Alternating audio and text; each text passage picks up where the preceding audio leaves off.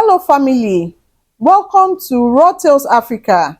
Please subscribe and leave a like for us. It means the world to us, and share this video to your friends and loved ones and turn on post notifications so you don't miss future videos from us. Thank you. As you do so, please sit back and relax as we dive into this incredible story of justice, humility, and unexpected revelations. The morning sun cast long shadows across the bustling Ikeja market square as Inspector Tade Cole adjusted his crisp uniform and straightened his badge with practiced arrogance. His black leather shoes clicked against the concrete as he approached the small food stall that had become his personal vendetta. "Mama Kemi," he barked, his voice cutting through the morning chatter of customers and vendors. "I am shutting you down today. Final warning." The woman behind the counter looked up from the steaming pot of jollof rice she was stirring. Her face weathered by years of hard work, but her eyes still bright with determination. Kemi Tade, no relation to the inspector despite sharing a surname, has been serving the community from this corner for 15 years. "Inspector, please," she said calmly, wiping her hands on her apron. "I have all my permits. My food is clean. My customers are satisfied. What more do you want from me?" Inspector Cole's face twisted with contempt as he grabbed a stack of papers from his briefcase and slammed them on her counter, causing several customers to step back in alarm. "These permits are useless," he shouted. "Your operation is unsanitary. Your prices are too low. You are undercutting legitimate businesses. I have the authority to close you down permanently." The gathered crowd of morning customers watched in shocked silence. Among them stood a tall, distinguished man in a simple white shirt and dark trousers. He had been coming to Mama Kemi's stall every morning for the past 6 months, always ordering the same thing: jollof rice with plantain and fish. He watched the scene unfold with growing concern, his jaw tightening as he witnessed the inspector's aggressive behavior. "Sir, you know this is wrong," Mama Kemi said, her voice steady despite the tremor in her hands. "I work hard. I pay my taxes. I feed people good food at fair prices.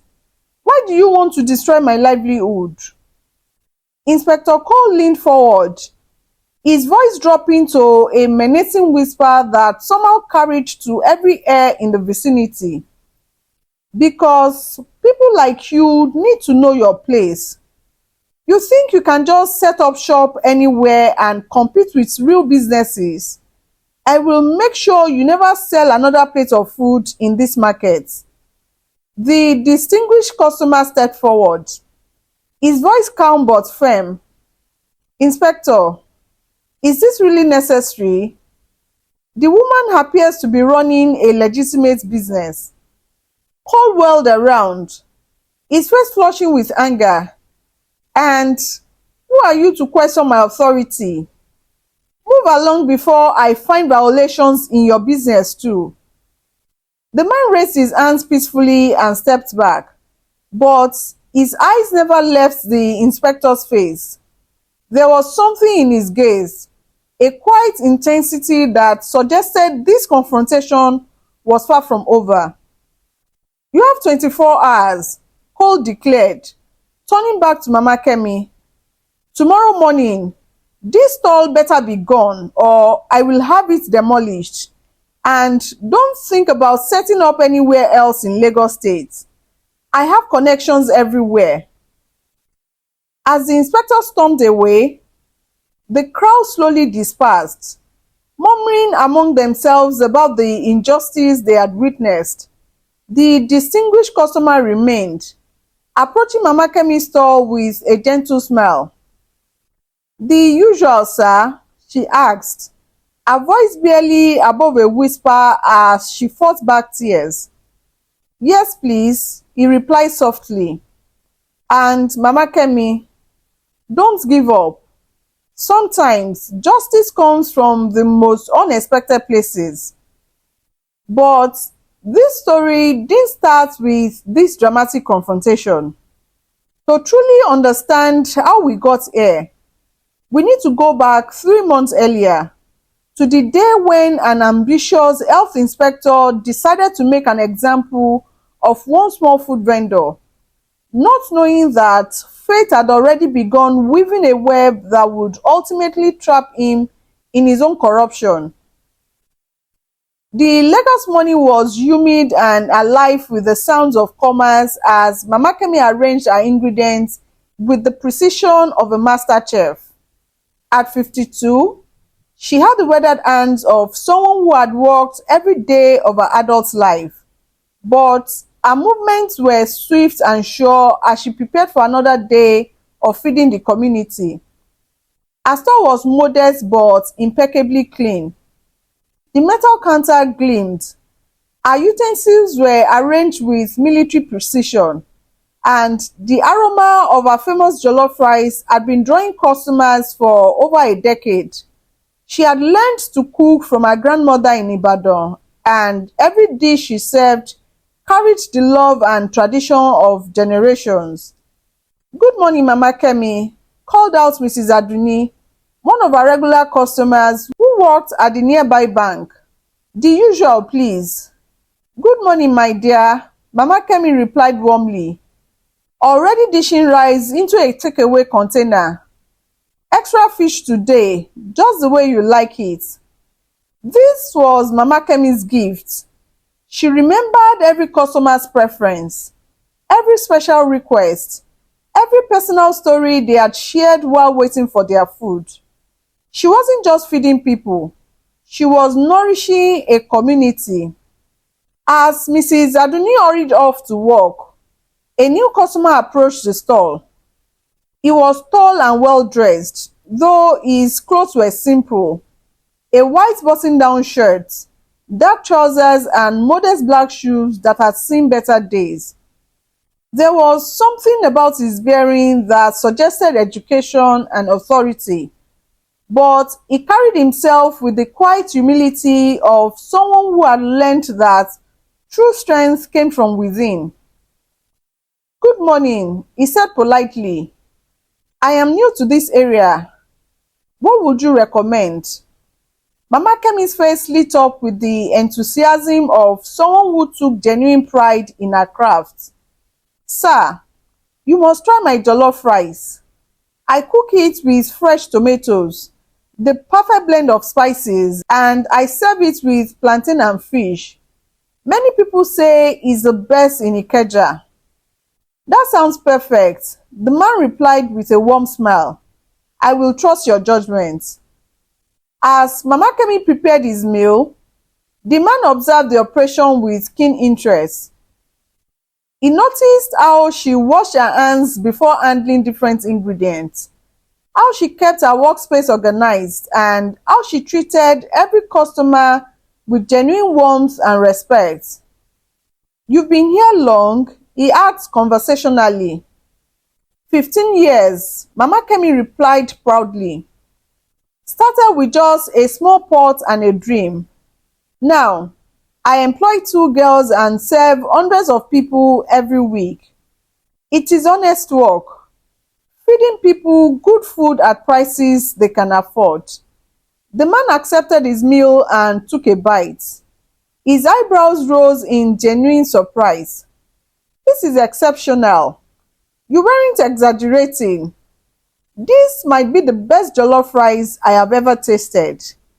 Mama Kemi beamed with pride. "My grandmother's recipe, with my own improvements. I believe good food brings people together, makes the world a little brighter." "I couldn't agree more," the man said, extending his hand. "I am Daniel, by the way, Daniel Ogbonna." "Mama Kemi," she replied, shaking his hand with a grip that spoke of years of hard work. "Welcome to the neighborhood, Mr. Daniel." I hope to see you again. Oh, you will, Daniel assured her. This is definitely going to be a regular stop. As Daniel walked away, enjoying his meal, he reflected on the encounter. In his line of work, he really had the opportunity to experience the genuine warmth and authenticity that radiated from people like Mama Kemi. Her store was a reminder of what Lagos could be at its best, a place where hard work was rewarded, every community mattered, and where simple pleasures like a perfectly prepared meal could bring joy to an otherwise difficult day. Meanwhile, across town in the air-conditioned offices of the Lagos State Health Department, Inspector Tade Cole was plotting his next move.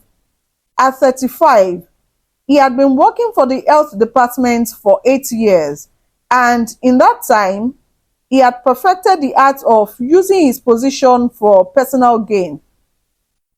Cole came from a middle-class family in Surulere, but he had always harbored grand ambitions.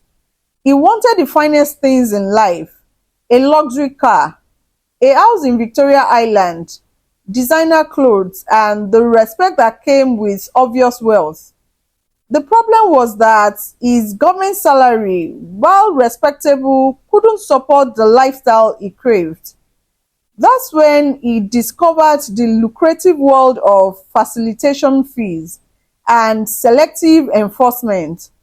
Small business owners, desperate to avoid delays and complications, were often willing to pay extra to ensure their permits were processed quickly and their operations weren't subjected to excessive scrutiny.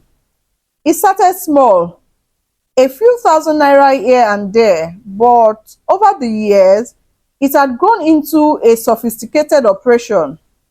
Cole had divided his territory into different categories. The big restaurants and hotels were his premium clients. They paid well and regularly to ensure smooth operations. The medium-sized businesses were his bread and butter, consistent income with minimal risk. But the small vendors and street food operators were his favorite targets. They were vulnerable, desperate, and easy to intimidate. "Sir, we have the weekly reports," announced his assistant, placing a stack of files on his desk. Cole barely looked up from his phone, where he was scrolling through pictures of luxury cars on Instagram. "Any new businesses in the Ikeja area?" "A few small ones, sir. Nothing major, but there has been some complaints about street vendors operating without proper oversight." This caught Cole's attention.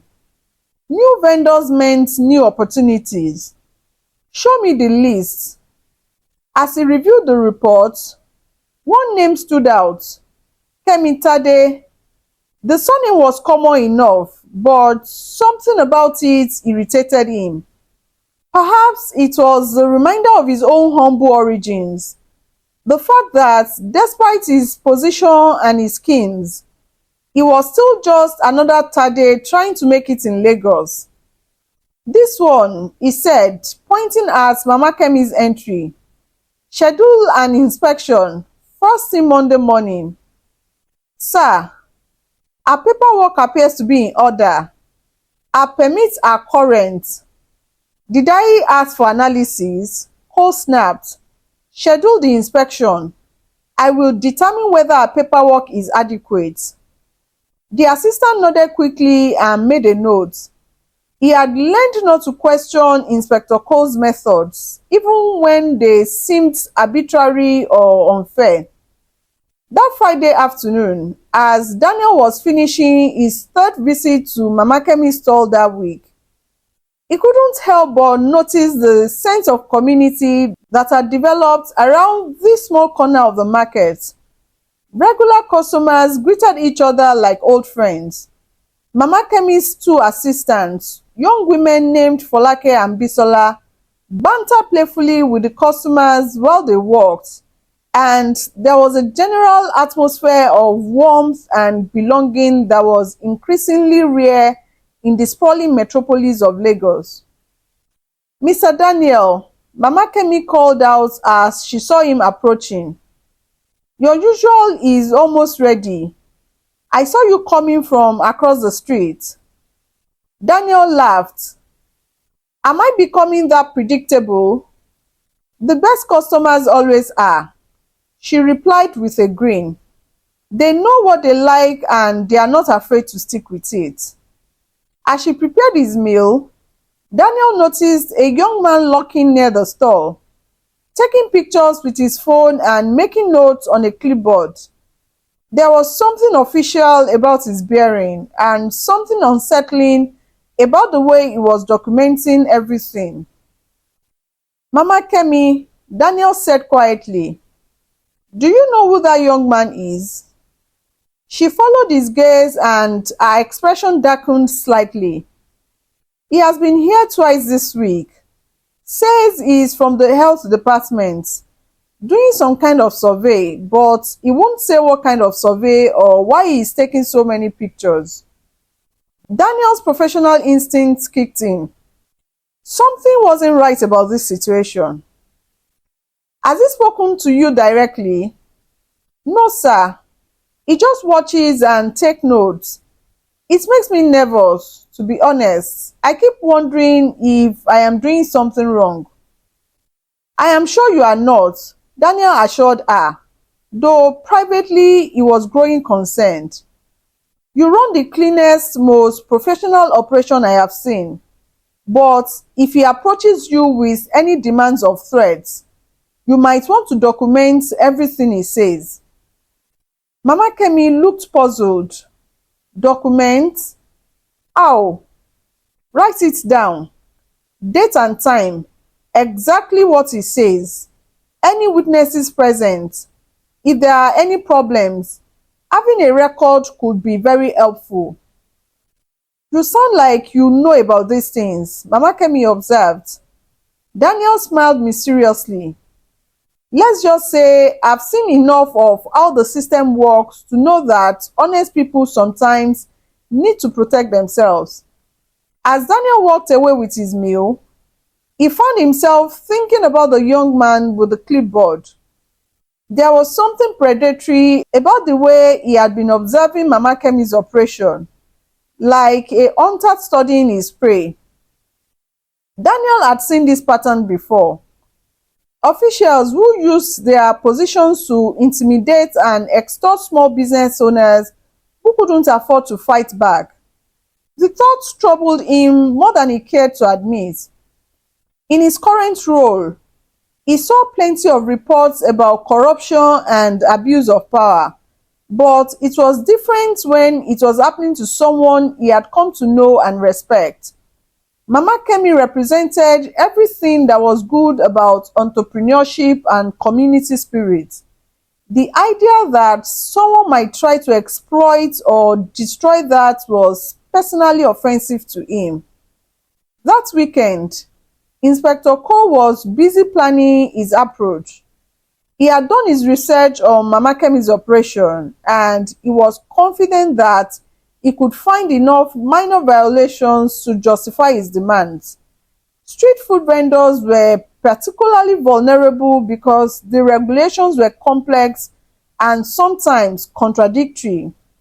Even the most conscientious operator could be cited for technical violations that had nothing to do with food safety or quality. His plan was simple: start with minor violations and escalate the pressure until she agreed to pay regular facilitation fees to ensure her continued operation. If she refused or couldn't pay, he would shut her down as an example to other vendors in the area. Either way, he would establish his authority and send a clear message about who controlled business operations in his territory. What Inspector Cole didn't know was that his target was not just any street food vendor. Mama Kemi had connections and support that he couldn't possibly have imagined. More importantly, she had earned the loyalty and respect of customers who were not as powerless as they appeared. As Monday morning approached, the stage was set for a confrontation that would ultimately expose the true character of everyone involved. Inspector Cole saw an opportunity to expand his illegal operations. Mama Kemi saw another challenge to overcome through hard work and integrity. And Daniel Ogbonna, the quiet customer who had become a regular fixture at the stall, was about to discover that sometimes the most important battles are fought in the most unexpected places. The morning sun rose over Lagos, casting long shadows across the Ikeja market, and destiny began to unfold with the precision of a master storyteller, weaving the threads of justice, corruption, and redemption into a tale that would change all their lives forever. Monday morning arrived with the typical chaos of Lagos traffic and the humid promise of another scorching day. Mama Kemi had arrived at her stall before dawn, as was her custom, to begin preparations for the day ahead. The morning ritual was almost meditative, organizing ingredients, checking equipment, and preparing the base for her famous jollof rice that would feed hundreds of people before the sun sets. At exactly 9:30 a.m., Inspector Tade Cole arrived at the stall, flanked by two junior officers who carried clipboards and wore expressions of practiced officiousness. Cole had dressed carefully for this encounter. His uniform was freshly pressed, his badge polished to a mirror shine, and his leather briefcase was stuffed with enough forms and regulations to confuse even the most prepared business owners. "Good morning," he announced loudly, his voice carrying the authority of someone accustomed to being obeyed without question. "I am Inspector Cole from Lagos State Health Department. We are here for a routine inspection of your food service operation." Mama Kemi looked up from the pot she was stirring, her expression polite but wary. "Good morning, Inspector. Of course, you are welcome to inspect. All my permits are current and in order." "We'll be the judge of that," Cole replied curtly, already making notes on his clipboard. "First violation: you're operating during peak hours without proper crowd control measures. Where are your barriers to maintain orderly queues?" Mama Kemi looked around in confusion. Her regular customers were lined up in the informal but orderly fashion that had developed naturally over the years. Everyone knew the system, and it worked efficiently without any need for physical barriers. "Sir, my customers are very well behaved. We have never had any problems with crowds or disorder." "That is not the point," Cole snapped. "The regulations require proper queue management systems for all food service establishments. This is a violation of Section 14.3 of the Lagos State Food Service Code." He made a great show of writing on his clipboard, the pen scratching loudly across the paper. Several customers watched nervously, unsure whether they should stay or leave. "Second violation," he continued, circling around the store like a predator stalking his prey. "Your signage doesn't include the required health department certification display. Where is your current inspection certificate?" "It is right here, sir," Mama Kemi said, pointing to a framed certificate hanging prominently behind the counter. "Updated just last month." Cole barely glanced at it. "The frame is inadequate. Regulations require weather-resistant display cases for all certificates. This wooden frame could allow moisture damage, rendering the certificate illegible and therefore invalid." The absurdity of the violation was obvious to everyone present. The certificate was clearly visible and in perfect condition, protected by glass and hanging in a covered area of the store. But Cole continued making notes, his expression growing more satisfied with each manufactured violation. Third violation: improper storage of cooking utensils. These spoons and ladles should be stored in sanitized containers between uses, not hanging on hooks where they could be contaminated by airborne particles. Mama Kemi's patience was beginning to wear thin, but she managed her composure. Sir, the utensils are washed and sanitized regularly. The hooks keep them clean and easily accessible. This is standard practice for food vendors throughout Lagos. Standard practice doesn't mean regulation compliant practice, Cole replied smoothly. I don't care what other vendors do. I care about what the law requires. As the inspection continued, a crowd began to gather. Among the observers was Daniel Ogbonna, who had arrived for his usual morning meal only to find his favorite vendor under siege. He stood at the edge of the crowd, his expression growing increasingly troubled as he watched the inspector's performance. Daniel recognized the pattern immediately. This wasn't a legitimate health inspection. It was a shakedown. The violations being cited were either completely fabricated or based on obscure regulations that were rarely enforced.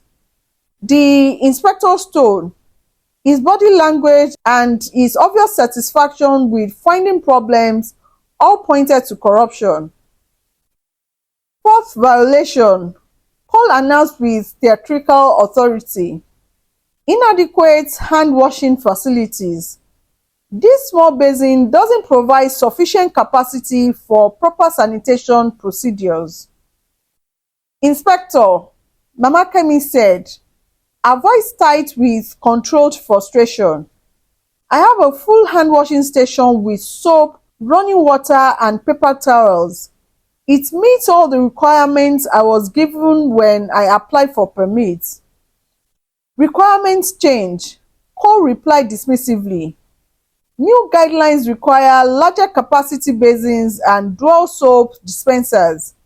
You're operating with outdated facilities. The crowd was growing restless. Several regular customers began murmuring among themselves, clearly upset by what they were witnessing. These were people who had been eating at Mama Kemi's store for years, who knew the quality of our food and the cleanliness of our operation. The inspector's claims were not just wrong, they were insulting. Daniel stepped forward, his voice calm but firm. Excuse me, Inspector. I am a regular customer here and I have never seen any health violations. Could you explain which specific regulations you are referencing? Cole turned to face him, his expression immediately hostile. And who are you to question my professional assessment? Just a concerned citizen, Daniel replied evenly.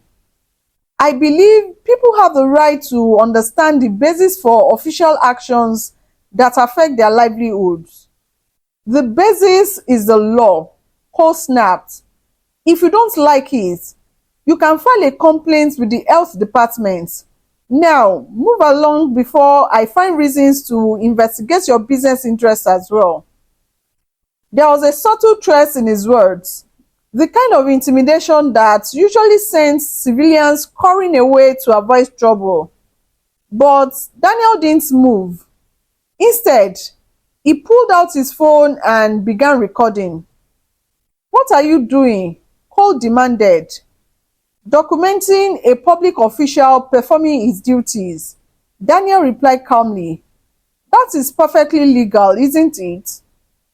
The inspector's face flushed with anger, but he couldn't object without appearing to have something to hide. He turned back to Mama Kemi, his voice rising with barely controlled rage. Final operation. Operating without proper waste management protocols. This single trash container is inadequate for the volume of waste generated by your operation. You need separate containers for different types of waste with proper labeling and containment systems. He slammed his clipboard down on the counter, causing several customers to jump. You have 7 days to correct these violations.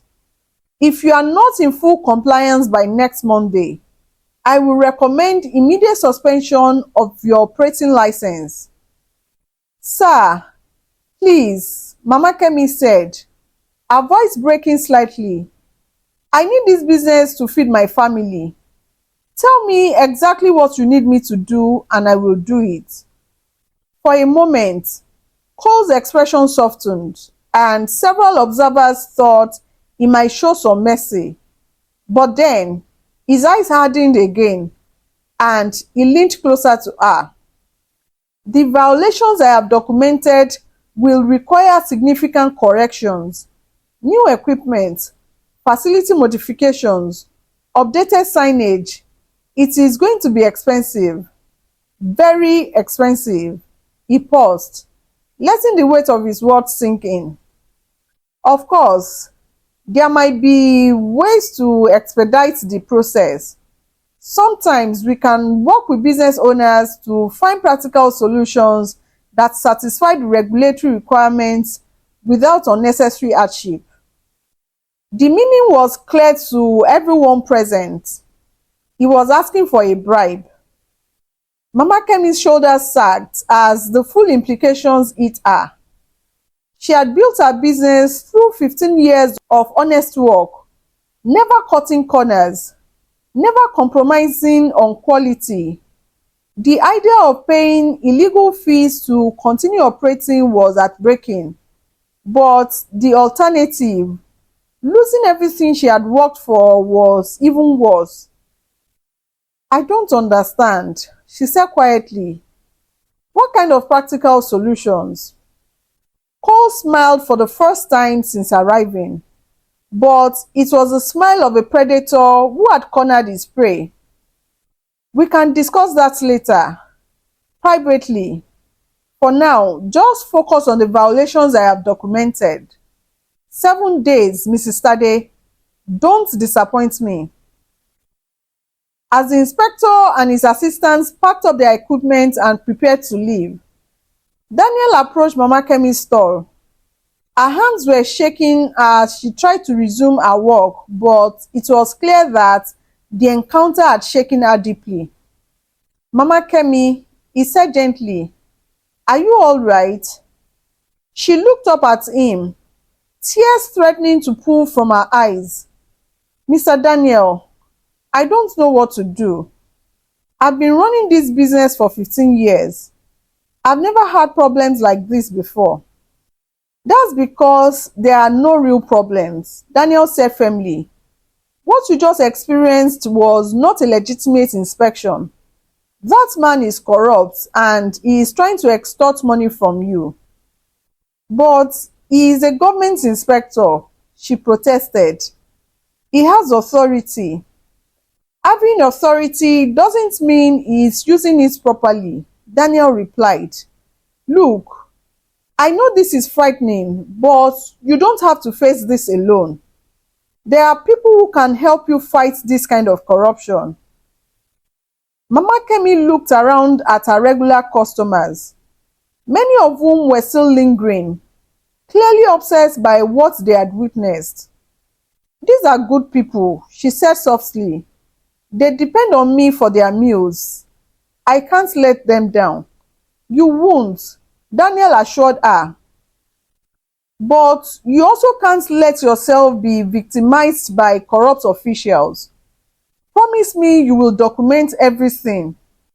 Every contact, every demand, every threat, and if he comes back asking for money, don't agree to anything without getting legal advice first. Legal advice? Mama Kemi laughs bitterly. Mr. Daniel, I can barely afford my rent. How can I afford lawyers? Daniel was quiet for a moment, considering his options. There are organizations that help small business owners deal with this kind of problems. Let me make some inquiries. In the meantime, keep serving your customers and don't let that man intimidate you into doing anything you know is wrong. As Daniel walked away, he was already planning his next moves. The encounter had made him angry in a way he hadn't felt in years. Inspector Cole represented everything that was wrong with the system: the abuse of power, the exploitation of vulnerable people, the corruption that undermined honest business owners and betrayed the public trust. But what the inspector didn't know was that his choice of victim had been catastrophically poor. Mama Kemi wasn't just another street vendor who could be bullied into submission. She had allies now, allies with resources and connections that could change his corrupt practices in ways he never imagined. The first battle had been fought, and Inspector Cole thought he had won. But the war was just beginning, and the ultimate outcome could depend on qualities that couldn't be measured in official authority or bureaucratic power. Qualities like integrity, community support, and the quiet determination of people who refuse to let injustice triumph over truth. As the morning sun climbed higher over Lagos, casting the long shadows of the market stalls across the bustling concrete, the stage was set for a confrontation that would test everyone's character and reveal the true meaning of justice in a world where power too often corrupted and the vulnerable too often suffered in silence. Over the next few days, Inspector Cole's campaign against Mama Kemi intensified with the systematic precision of someone who had perfected the art of bureaucratic intimidation. He returned to her stall twice more that week, each time finding new violations and creating additional pressure. On Wednesday, he arrived with a different set of assistants and a digital camera, documenting everything with the thoroughness of a crime scene investigator. He photographed her cooking equipment from multiple angles, measured the distances between various fixtures, and spent 20 minutes testing the temperature of her refrigeration units with an official-looking thermometer. Temperature variance violation, he announced loudly, ensuring that the crowd of customers could hear every word. Your refrigeration unit is fluctuating beyond acceptable parameters. This could lead to food poisoning and represents a serious public health risk. Mama Kemi watched helplessly as he made elaborate notes on his clipboard. The refrigerator had been serviced just the previous month and was working perfectly, but she knew that arguing would only make things worse. Additionally, Cole continued, your food storage containers are not properly labeled with content and date. This violates food safety protocols and could result in serving spoiled ingredients to customers. Several customers in line began looking nervous, glancing at each other with concern. This was exactly what Cole wanted: to undermine confidence in Mama Kemi's operation while building a case for a shutdown.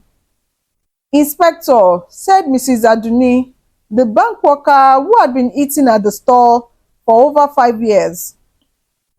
I've been a customer here for a long time. The food is always fresh and delicious. I've never been sick from eating here. Cole turned to her with a condescending smile.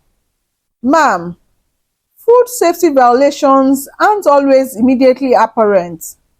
Just because you haven't gotten sick yet doesn't mean the risks aren't real. We are here to protect consumers from dangers they might not even know exist. The implication was clear. Mama Kemi's operation was dangerous, and anyone who ate there was taking unnecessary risks. Several customers left the line, and Mama Kemi watched her morning sales evaporate as word spread through the market about the health department's concern. On Friday, Cole's approach became even more aggressive.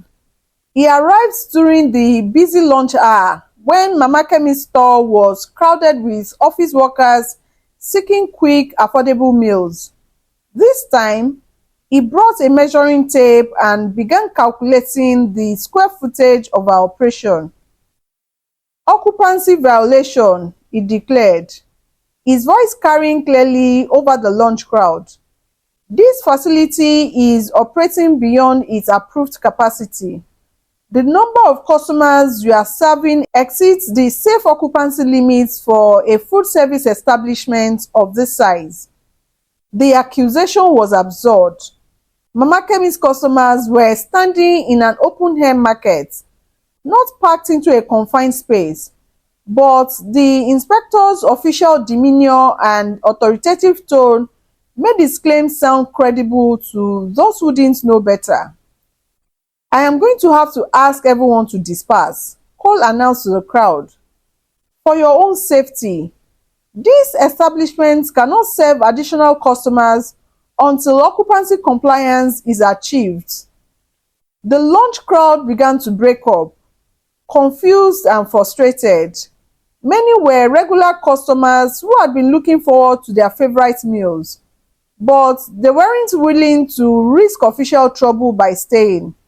Within minutes, Mama Kemi's busiest hour of the day had been completely disrupted. "Inspector, please," she said, her voice barely above a whisper. "This is my livelihood. These people depend on me for their meals. How can I fix problems I don't understand?" Cole's expression softened slightly, and he glanced around to make sure no one was listening before leaning closer to her. "Mrs. Tade," he said quietly, "I can see that you are a hardworking woman trying to make an honest living. I don't want to shut you down, but I have a job to do. The regulations exist for good reasons, and I can't ignore violations just because you're a nice person." He paused, seeming to consider his words carefully. "However, I have been doing this work for many years, and I have learned that sometimes there are creative ways to address regulatory concerns, ways that don't require expensive equipment purchases or major facility modifications." Mama Kemi looked up at him with a mixture of hope and suspicion. "What kind of creative ways?" "Well," Cole said, his voice dropping even lower, "sometimes a small consultation fee can help expedite the compliance process. I can provide you with detailed guidance on meeting the requirements, maybe even recommend vendors who could help you make the necessary changes at reasonable cost." The euphemism was transparent, but Mama Kemi was desperate enough to consider it. "How much would this consultation fee be?" "Not much," Cole replied with a reassuring smile. "Maybe 50,000 naira to start. Then, smaller monthly fees to ensure ongoing compliance. It is much less than what you would spend on new equipment and facility modifications." 50,000 naira was more than Mama Kemi earned in a month. The additional monthly fees would consume most of her profit margin, leaving her working 16 hours days just to break even. But the alternative, losing her license and watching 15 years of work disappear, seemed even worse. "I need to think about it," she said finally. "Of course," Cole replied, his tone understanding but with an underlying edge of impatience. "But don't take too long. I am required to file my report by next Friday, and if these violations aren't addressed by then..." I will have no choice but to recommend suspicion of your operating license. As the inspector walked away, Mama Kemi sank onto the small stool behind her counter, her head in her hands. The lunch crowd was gone. Her afternoon sales would be minimal, and she was facing the prospect of either paying bribes or losing everything. Daniel Ogbonna arrived at the stall a few minutes later, as had become his custom. He immediately noticed the lack of customers and Mama Kemi's dejected posture. "What happened here?" he asked gently. "The inspector came back," she said without looking up. "He says I have too many customers, that my operation is unsafe. He scared away my lunch crowd." Daniel's jaw tightened with anger. This is getting out of hand. Has he made any specific demands? Mama Kemi looked around nervously before motioning for him to come closer. "He says there might be ways to expedite the compliance process for a consultation fee." "How much?" 50,000 to start, then monthly payments. Daniel's expression darkened. "That is extortion, plain and simple. You can't pay that kind of money. It will destroy your business anyway." "But if I don't pay, it will shut me down," Mama Kemi said, tears finally spilling down her cheeks. "Either way, I lose everything." Daniel was quiet for a long moment, his mind racing through possibilities. "Mama Kemi, I want you to listen to me very carefully. You are not going to lose everything, and you are not going to pay that corrupt inspector a single naira." "But how can you be so sure?" she asked. "He has the power to destroy me." "He thinks he does," Daniel replied. "But power based on corruption is always more fragile than it appears. The key is documenting everything and finding the right people to help you fight back." "You keep talking about documentation and getting help," Mama Kemi said with a bitter laugh. "Mr. Daniel, I appreciate your concern, but you don't understand how the system works. People like me don't fight the government and win. We just try to survive." Daniel looked at her with an expression she couldn't quite read, something between sadness and determination. "Maybe it is time that changed. Maybe it is time people like you had someone in their corner who understood exactly how the system works." That evening, Daniel made a series of phone calls from his modest apartment in Surulere. The conversations were brief and professional, but they set in motion a chain of events that would ultimately expose Inspector Cole's corruption and restore justice to the situation. The first call was to the head of the Internal Affairs Division of the Lagos State Health Department. The second was to a contact at the Lagos State Attorney General's office who specialized in public corruption cases. The third call was the most important one, to his own office, where he quietly requested a comprehensive review of all health department activities in the Ikeja district over the past 6 months. What Inspector Cole didn't know was that Daniel Ogbonna was not just another customer enjoying good food at a local store. He was the newly appointed Director of Public Accountability for Lagos State, a position created just 8 months earlier to combat exactly the kind of corruption that Mama Kemi was experiencing. The irony was almost poetic. In his zeal to extract bribes from small vendors, Inspector Cole had chosen to target the favorite launch spot of the one person in Lagos with both the authority and the motivation to destroy his illegal operation. Daniel had taken the job after a distinguished career in the private sector. Drawn by Governor Teniola's promise to root out corruption and improve service delivery across all state agencies, he had insisted on maintaining a low profile, preferring to observe the system from the ground level rather than announce his presence with the fanfare that usually accompanied high-level appointments. This approach had served him well. By patronizing local businesses, using public transportation, and living modestly, he had gained invaluable insights into how ordinary citizens experience their government. The contrast between the official reports that crossed his desk and the reality he observed on the streets had been eye-opening. But nothing had prepared him for the brazen corruption he was witnessing in Mama Kemi's case. Inspector Cole wasn't just demanding bribes. He was doing so in full view of the public, using his official authority to intimidate and threaten an honest business owner.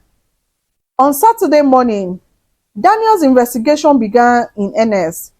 A team of undercover investigators visited several other food vendors in the Ikeja area, posing as potential business owners seeking information about permit requirements and inspection procedures. The pattern that emerged was disturbing and systematic. Inspector Cole had been running an elaborate extortion scheme for years, targeting small vendors who couldn't afford legal representation or political connections. Those who paid his facilitation fees were left alone. Those who refused faced escalating harassment until they either capitulated or went out of business. The investigators discovered at least 12 other vendors who had been victimized by similar schemes. Some had paid the bribes and continued operating under Cole's protection. Others had been forced to close their businesses after refusing to pay or being unable to afford the extortion fee. Mrs. Folktales, who had operated a small restaurant near the Ikeja bus station, told investigators that Cole had demanded 75,000 naira in consultation fees plus monthly payments of 15,000 naira.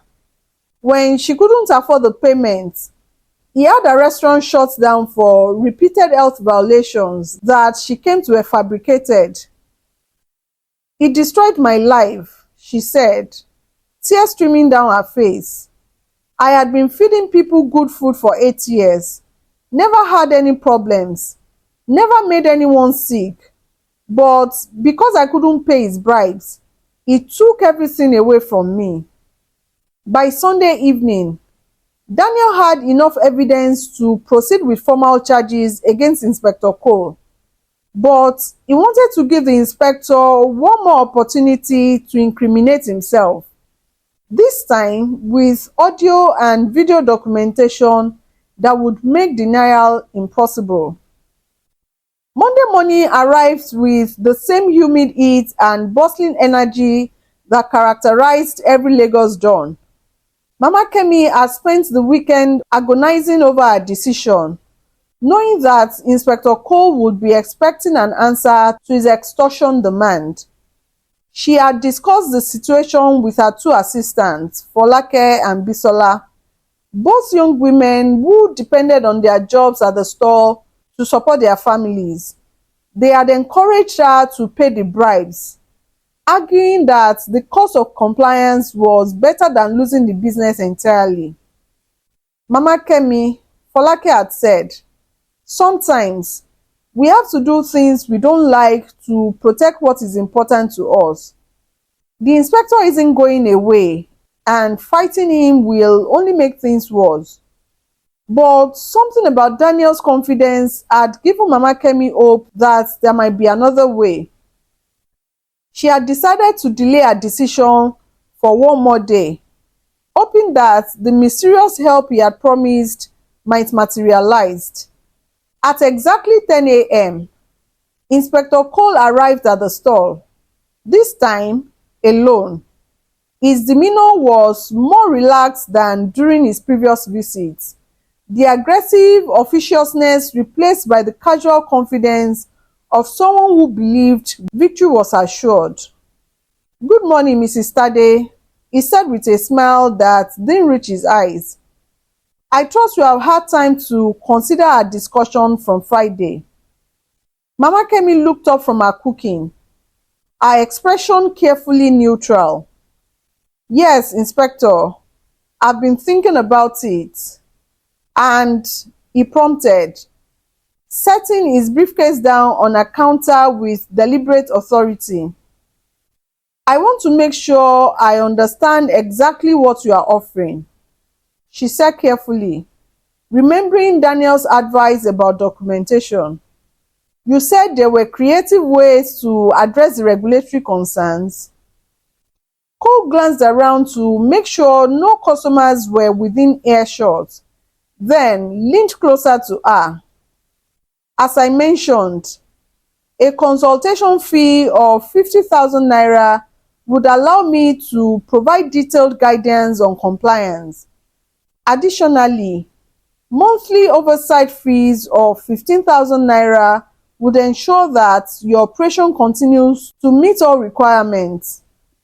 What neither of them noticed was the small recording device that had been discreetly placed near Mama Kemi's spice containers, or the unmarked van parked across the streets with a clear view of the entire conversation. "And if I pay these fees, there won't be any more problems with inspections?" Mama Kemi asked. "No problems at all," Cole assured her. "I will make sure your paperwork is always in order and other inspectors know your operation is under my personal oversight. You will be able to operate without interference." "What if I can't afford 50,000 naira all at once?" she asked, playing for time as instructed. "We can work out a payment plan," Cole replied magnanimously. "Maybe 25,000 naira now, 25,000 naira next month, then the regular monthly fees after that. I'm a reasonable man, Mrs. Tade. I want to help you succeed." The conversation was interrupted by the arrival of Daniel Ogbonna, who approached the store with his usual friendly demeanor. "Good morning, Mama Kemi. The usual, please." Inspector Cole's expression immediately hardened. "You again? I thought I told you to mind your own business." "Getting lunch is my business," Daniel replied calmly. "I am a paying customer and this is a public establishment." "Not for much longer," Cole said with malicious satisfaction. "Mrs. Tade and I are just finalizing some compliance issues that will determine whether she can continue operating." Daniel looked at Mama Kemi with apparent surprise. "Compliance issues? But this is one of the cleanest, most professional operations I've seen anywhere in Lagos." "Cleanliness isn't the only consideration," Cole replied smugly. "There are complex regulatory requirements that most small operators don't understand. Fortunately, I am here to help Mrs. Tade navigate those requirements." "For a fee, I assume?" Daniel asked innocently. Cole's eyes narrowed dangerously.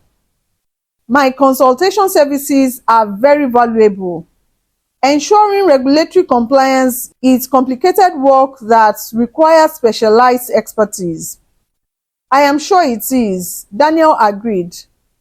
"Could you explain what specific expertise you are providing for, what was it, 50,000 naira? The inspector's face went pale. He hadn't mentioned the specific amount in front of this customer, which means the man had somehow overheard his private conversation with Mama Kemi. "How did you?" Cole began, then caught himself. "That is a private matter between Mrs. Tade and myself." "Actually," Daniel said, Is tone remaining conversational? Corruption in public office is a matter of considerable public interest. The words hung in the air like a thunderclap. Inspector Cole stared at Daniel with growing realization that this was not a random customer who had stumbled into this situation. "Who are you?" Cole demanded. Daniel reached into his wallet and pulled out an official identification card. "Daniel Ogbonna, Director of Public Accountability for Lagos State." "Inspector Cole, you are under investigation for extortion, abuse of power, and corruption." The inspector's face went through a series of expressions: disbelief, panic, anger, and finally, desperate calculation.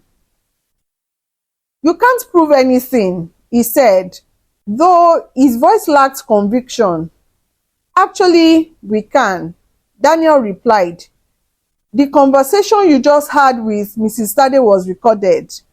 We also have testimony from 12 other vendors you have extorted over the past 2 years, and we have documentation of the illegal fees you have collected." As if on cue, 3 plainclothes officers emerged from the crowd that had gathered to watch the confrontation. Inspector Cole looked around wildly, perhaps considering making a run for it, but he was surrounded. "Inspector Tade Cole," announced Detective Amaka Okoli, holding up her badge. "You are under arrest for corruption, extortion, and abuse of public office. You have the right to remain silent." The arrest of Inspector Cole sent shockwaves through the Lagos State Health Department and the broader community of small business owners who had suffered under his corrupt practices. The story was picked up by local media outlets, and within hours, it had become a symbol of the state government's commitment to fighting corruption. For Mama Kemi, the immediate relief was overwhelming. The cloud of fear and uncertainty that had hung over her business for weeks was suddenly lifted, replaced by a sense of vindication and justice that she had never dared to hope for. "Mr. Daniel," she said as the crowd dispersed and normalcy began to return to her stall, "I still can't believe what just happened. You are really a director in the government?" Daniel smiled, the first completely relaxed expression she had seen from him since they met. "I am. But more importantly, I am still a customer who appreciates the good food and honest business practices." "Why didn't you tell me who you were?" she asked. "Because I wanted to understand the situation from your perspective," he replied. "If you had known who I was, you might have been reluctant to share the full truth about what was happening, and I needed to see Inspector Cole's behavior firsthand to build a strong case against him." Mama Kemi shook her head in amazement. "All this time, I thought I was alone, that no one would help me fight someone with official authority." "You were never alone," Daniel assured her. "There are many people in government who take their responsibilities seriously and won't tolerate corruption. The problem is that the corrupt officials often make more noise than the honest ones, so people lose faith in the system." Over the following weeks, the investigation into Inspector Cole's activities expanded dramatically. Forensic accountants discovered that he had collected over 2.3 million naira in illegal bribes over the past 18 months. Bank records showed deposits that were far beyond what his government salary could support, and investigators found evidence of a luxury lifestyle funded entirely by extortion. The 12 vendors who had been victimized by his schemes were contacted and offered support in recovering their losses. Several who had been forced out of business were given assistance in restarting their operations, with expedited permitting and access to small business loans. Mrs. Folake Adeyemi, the restaurant owner who had been shut down for refusing to pay bribes, was offered a prime location in a new food court development, with her permits fast-tracked and her business violations officially expunged from the record. Justice isn't just about punishing the wrongdoers, Daniel explained to the media during a press conference announcing the charges against Cole. It is also about restoring the victims and ensuring that honest citizens can pursue their livelihoods without fear of exploitation. Inspector Cole's trial began 3 months later, and the evidence against him was overwhelming. The recorded conversations, bank records, victim testimony, and documentary evidence painted a clear picture of systematic corruption that had damaged dozens of lives and undermined public trust in government institutions. In a plea agreement, Cole admitted to all charges and agreed to pay full restitution to his victims. He was sentenced to 4 years in prison, barred from ever holding public office again, and required to forfeit all assets purchased with illegal proceeds. 6 months after Inspector Cole's arrest, Mama Kemi's stall had become more popular than ever. Word of her courage in standing up to corruption had spread throughout Lagos, and she had gained a new customer base of people who wanted to support her business as a matter of principle. The stall itself had been expanded and monetized, not because of regulatory pressure, but because her increased business required additional capacity. She had hired 2 more assistants and was considering opening a second location. Daniel continued to visit regularly, though his identity was now known to everyone in the market. Far from being treated with the deference usually accorded to high-ranking officials, he was welcomed as a friend and ally who had proven himself when it mattered most. "Mr. Daniel," Mama Kemi said one morning as she prepared his usual order, "I want to thank you again for everything you did. But I also want to ask you something." "Of course," he replied. "Why did you choose to help me? You could have just found another place to eat lunch. Why did you risk getting involved?" Daniel considered the question carefully, because that is what public service is supposed to mean. We are not supposed to be separate from the people we serve. We are supposed to be part of the community, invested in its well-being and success. He accepted his meal and took a thoughtful bite before continuing. "Besides, your jollof rice is still the best in Lagos. It would have been a tragedy to let corruption destroy something so good." Mama Kemi laughed, the sound carrying the joy of someone who had faced her worst fears and emerged victorious. "Well, then, you will always have a place at my table, Mr. Director. As long as I am cooking, you will never go hungry." As Daniel walked away that morning, enjoying his meal and the warmth of the Lagos sun, he reflected on the lesson that Inspector Cole had learned too late. In a community built on trust and mutual respect, those who abuse their power ultimately find themselves isolated and defeated by the very people they thought they could exploit. The market square bustled with its usual energy, vendors calling out their wares, customers negotiating prices, and the general hum of commerce and community that made Lagos such a vibrant city. But there was something different in the air now, a sense that justice was possible, that corruption could be defeated, and that ordinary people had allies in their struggle for dignity and fair treatment. Mama Kemi continued cooking, serving our community with the same love and dedication that has sustained her through 15 years of honest work. But now, she did so with the confidence that came from knowing she was not alone, that there were people in positions of authority who would stand with her against those who would exploit or intimidate her. The inspector, who had thought himself untouchable, had learned that power without integrity was ultimately powerless, and the humble food vendor, who had almost lost everything, had discovered that courage, community, and justice could triumph over corruption and fear. In the end, the streets of Lagos had delivered their own verdict. Honesty would be rewarded, corruption would be punished, and those who serve the community with integrity would always find support when they needed it most. Thank you for watching this incredible story of justice and community. Don't forget to like, subscribe, and share with your friends and family.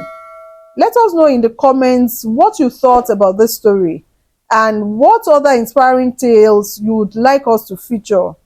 Remember, justice isn't just about punishment. It is about protecting the innocent and ensuring that hard work and integrity are rewarded. Until next time, keep believing in the power of truth and community.